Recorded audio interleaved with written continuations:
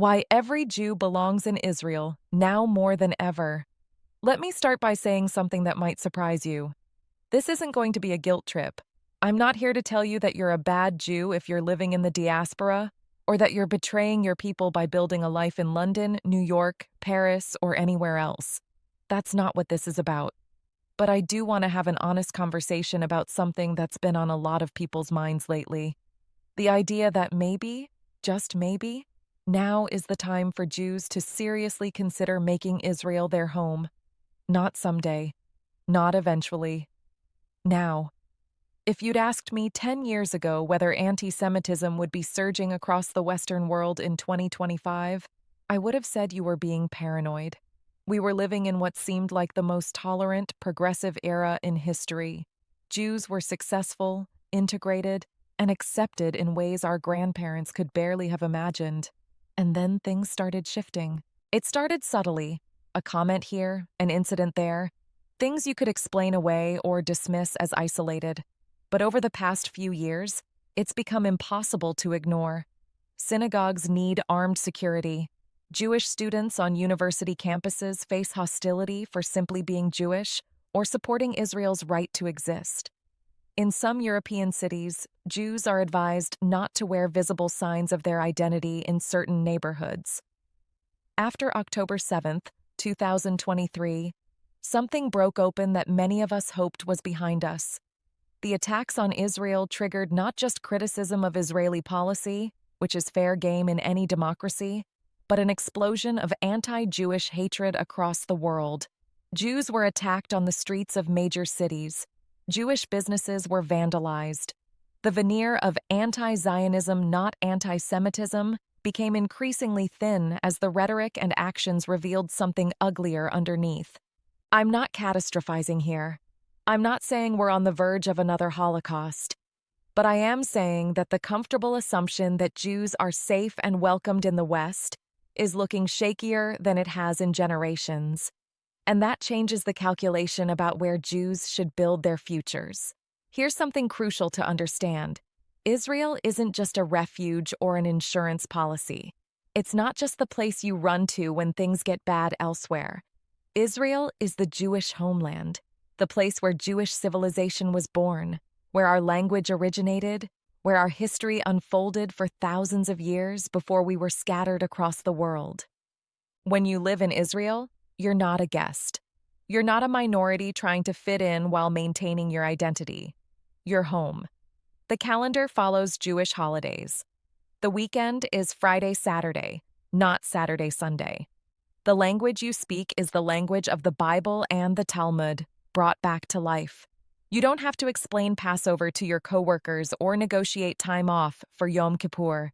There's something profound about living in a place where your identity is the default, not the exception. Where you're surrounded by millions of other Jews living full, complex, diverse Jewish lives. Where Jewish culture isn't something you access through a synagogue or community center. It's the air you breathe.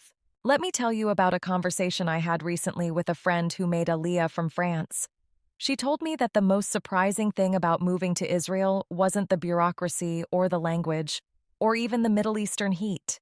It was realizing how much mental energy she'd been spending, unconsciously, on managing her Jewish identity in France, calculating whether to wear a Star of David necklace on the metro, thinking twice about speaking Hebrew in public, avoiding certain neighborhoods, not putting mezuzahs on the outside of apartment doors. Small acts of self-censorship and caution that had become so automatic she didn't even realize she was doing them until they were no longer necessary. In Israel, she wears her Star of David without thinking about it. She speaks Hebrew everywhere. She puts mezuzahs wherever she wants. She's just free. This freedom extends beyond personal safety to cultural expression. Want to give your kids deeply Jewish names without worrying they'll face discrimination? Done. Want to close your business on Shabbat without it being a statement? Normal. Want your kids to learn Jewish history and Hebrew as core subjects, not optional extras? That's just standard education. If you have kids, or plan to have kids, this section is crucial. let's be brutally honest about assimilation. In most of the diaspora, even in strong Jewish communities, assimilation is winning. Intermarriage rates in the United States are over 70% for non-Orthodox Jews. In many European countries, the numbers are similar or higher. You can raise your kids with a strong Jewish education, send them to Jewish day schools, keep a kosher home, observe all the holidays, and still, the odds are significant that your grandchildren won't be Jewish, or will have only the most tenuous connection to Jewish identity and practice. In Israel, your children grow up Jewish by default. They're not choosing to be Jewish over being American, British, or French. They're simply Israeli, which means Jewish culture is baked into their identity, whether they're religious or secular. Your grandchildren will almost certainly be Jewish because that's what Israeli children are. Beyond identity preservation, think about the opportunities you're giving your children. Israel has one of the world's most dynamic economies. It's a startup nation with opportunities in tech, medicine, renewable energy, agriculture, and countless other fields. Your kids can build careers here that are just as successful, often more successful, than what they'd build elsewhere. They'll grow up multilingual, typically speaking Hebrew, English, and often Arabic or other languages. They'll serve in the army, which builds character, discipline, and connections that last a lifetime. They'll be part of something bigger than themselves, contributing to the Jewish state's success and security. If your only exposure to Israel is through international media, you'd think it's a place of constant warfare, religious extremism, and danger.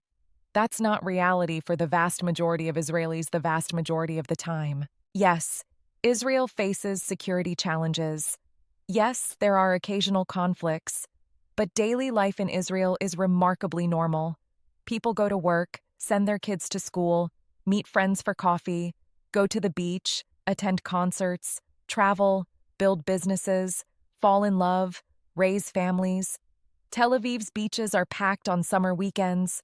Jerusalem's restaurants are full on Thursday nights. Haifa's tech companies are developing cutting-edge innovations. Life goes on. In fact, many Israelis will tell you they feel safer here than in major American or European cities.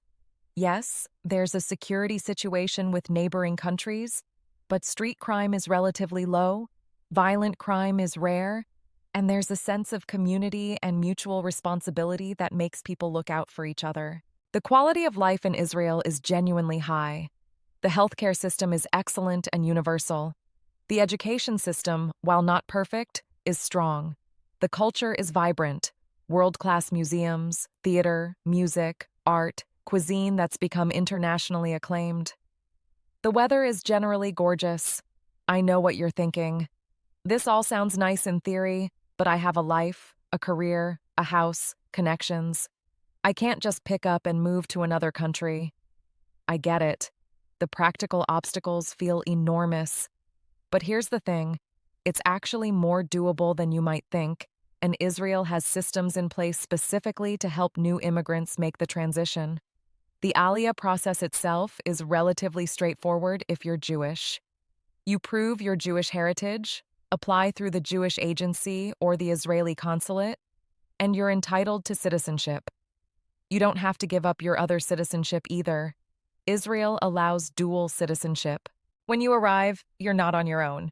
New immigrants receive significant benefits, financial assistance for your first months, subsidized Hebrew classes called Ulpan, help finding housing and employment, reduced taxes for several years, assistance with importing your belongings, and much more. Finding work is often easier than expected, especially if you have skills in tech, medicine, engineering, finance, or other professional fields. Israel actively wants immigrants with skills and education. Many international companies have Israeli offices where English is commonly used. Remote work has also made it easier to maintain international careers while living in Israel. Hebrew is a challenge, certainly, but Israelis are incredibly patient with immigrants, and most speak at least some English.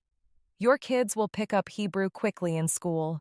You'll be surprised how fast you start understanding and communicating, especially once you're immersed in the language. Let me acknowledge something important.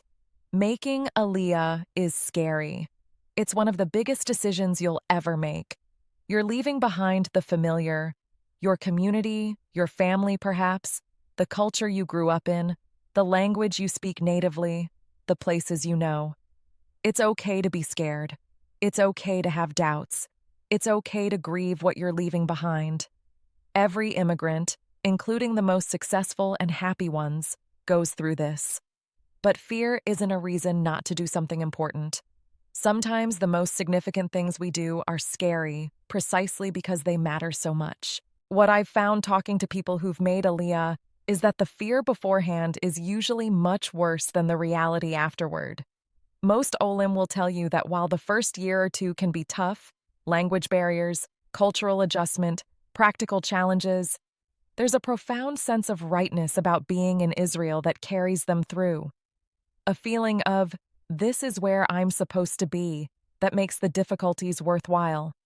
Here's something that might not have occurred to you. Israel needs you. Every Jew who makes Aliyah strengthens Israel. You bring skills, education, resources, connections, perspectives. You add to the population base that makes Israel viable as a state. If you're a professional, your expertise contributes to Israel's economy and capabilities. If you're a parent, your children will serve in the IDF, protecting the country and its future. If you're entrepreneurial, your businesses create jobs and innovation. You might think, what difference can one person or one family make? But Israel was built by millions of individual Jews making that same decision. The miracle of Israel is that it exists at all, sustained by the collective choice of Jews to return home and build something extraordinary here. Let me address something practical. Israel's economy is one of the most dynamic in the world. Israel has more companies on NASDAQ than any country outside the US. It's a world leader in cybersecurity, medical technology, water technology, agricultural technology, and countless other fields.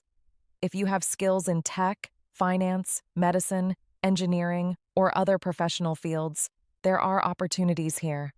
If you're entrepreneurial, Israel is arguably the best place in the world to start a company. The ecosystem of investors, mentors, government support, and talent is unmatched. Here's why I'm writing this now, and why I think this particular moment matters. The window of comfortable Jewish life in much of the diaspora may be closing. Not tomorrow, not next year, but the trend lines aren't encouraging. Anti-Semitism is rising. Political polarization is making it harder for Jews to feel at home. Assimilation is accelerating. Meanwhile, Israel is stronger and more established than ever. The economy is robust. The society is mature. The infrastructure is modern. The integration systems for new immigrants are well developed. In other words, this might be the optimal time to make Aliyah.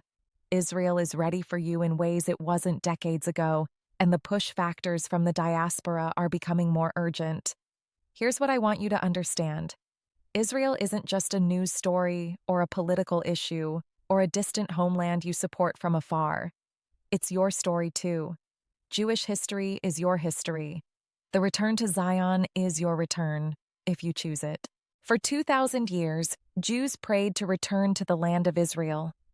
Next year in Jerusalem wasn't just a poetic wish, it was a deep longing embedded in Jewish consciousness.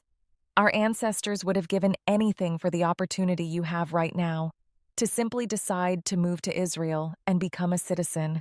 You have that opportunity. You can be part of this extraordinary moment in Jewish history, the first time in 2 millennia when Jews have a sovereign state in our ancestral homeland, when Hebrew is spoken on the streets again, when Jews from all over the world have gathered together to build a society. I started by saying this isn't a guilt trip, and I meant it. You're not a bad Jew if you decide to stay in the diaspora. But I do believe that for more and more Jews, the equation is changing. The relative comfort and security of the diaspora is becoming less certain. And Israel, despite its challenges, offers something that nowhere else can. A place where Jews can live as the majority, where Jewish civilization flourishes naturally, where your children and grandchildren will be part of the Jewish story. If you feel that pull, that sense that maybe you belong in Israel, that maybe now is the time, don't ignore it. Explore it, investigate it, take it seriously. Because here's the truth: every Jew does belong in Israel. Not necessarily because you're obligated to be here, but because this is your home. It always has been, and it always will be, whether you choose to live here or not. But the choice to actually come home, to make Aliyah, to be part of building and sustaining the Jewish state, that's yours to make. And if you're feeling called to make it, I'm here to tell you, Israel is ready for you. Your community is here waiting for you. Your future is here. Welcome home. We've been waiting for you.